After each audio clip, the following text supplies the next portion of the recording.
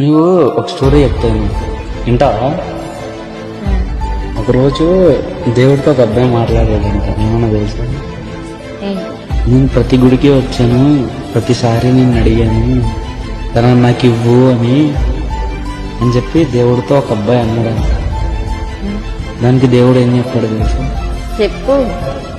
నువ్వు వచ్చిన ప్రతిసారి నీ సెల్ఫిష్ గా నీకు కావాల్సింది అడిగావు, అదే వేలో తను కూడా కోరుతుంది కదా.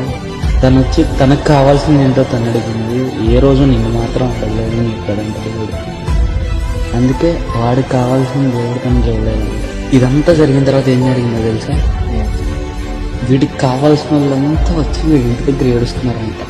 ఆ అమ్మాయికి కావాల్సిన వాళ్ళంతా వాళ్ళ ఇంటి దగ్గరికి వెళ్ళి సంతోషంగా ఉన్నారంట. ఆ అమ్మాయి మెడలో తాడి కడుతున్నాడంట.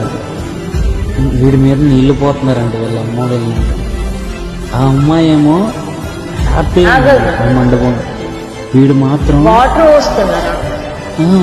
నేను చెప్పేది, ఆ అమ్మాయిని నలుగురు చేత అక్షంతలు వేర్చుకుంటుంటే వీడు మాత్రం అంతమంది ఏడుస్తుంటే వీడి మీద పూలు పడుతున్నాయంట.